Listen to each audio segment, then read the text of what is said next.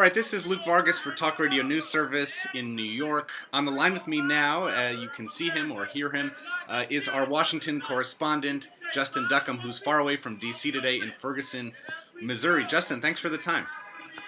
Hey, great to be here, Luke, as always. Hey, I know you just arrived in Ferguson a few hours ago, but like most people, you've been seeing images from there all week. And this area has been described as a war zone. Is that an accurate description for what you're seeing? Well, today it's not really a war zone, as you know. Of course, the governor has ordered the State Highway Patrol to end up coming in and taking over.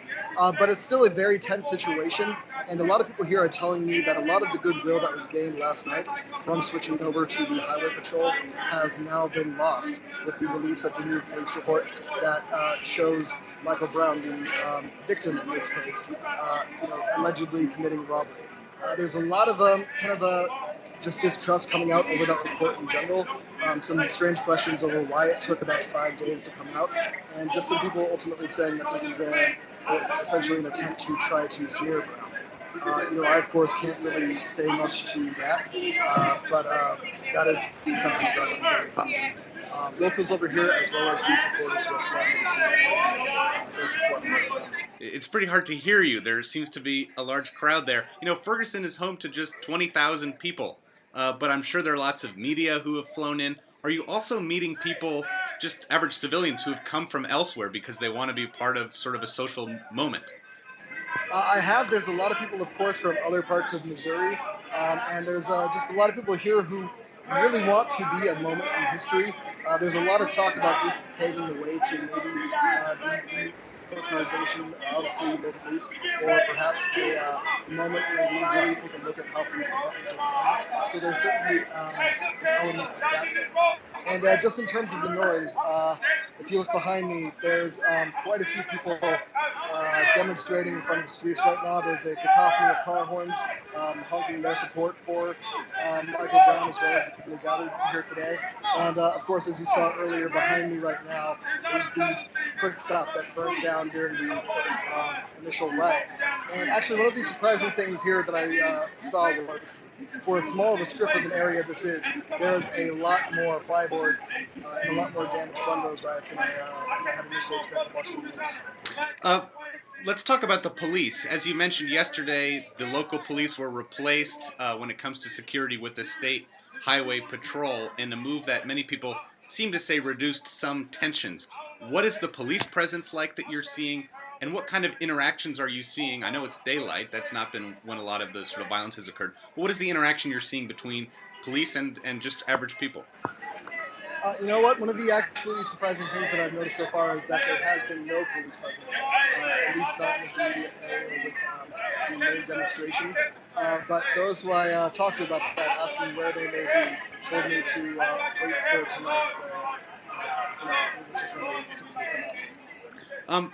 So, again, as you mentioned, there was a press conference today in which the local police released some documents and photos, not about the shooting of Michael Brown, but about a robbery that occurred that they're saying he was a suspect in.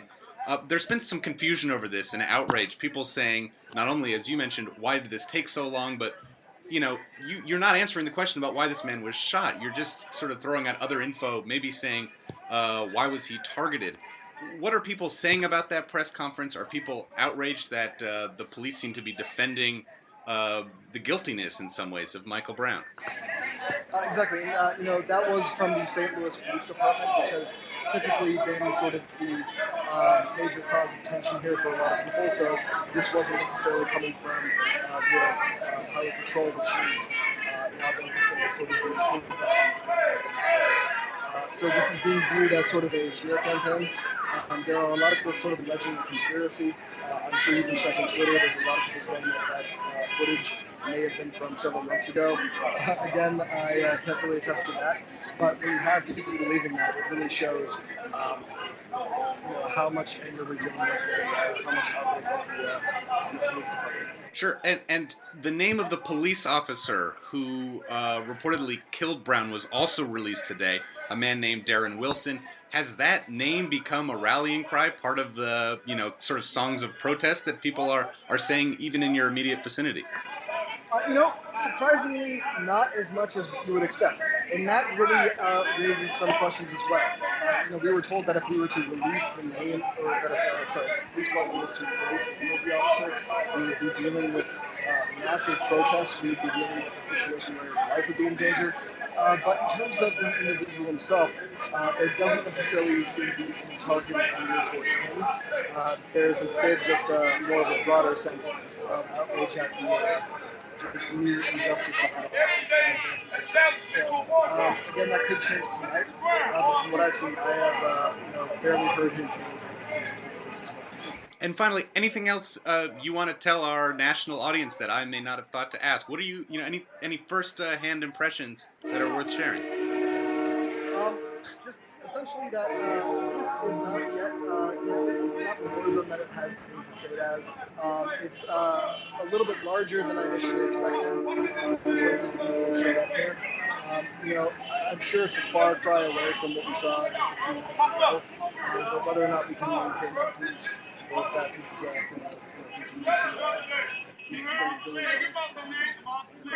for about, I guess, 2 o'clock in the afternoon. It's still a little bit too early to say how it's going to turn out. But I'm going to be here soon trying to bring that story to our audience. Hey, Justin, thank you very much for the time, and we'll be sure to check in with you in the coming days. Thank you so much.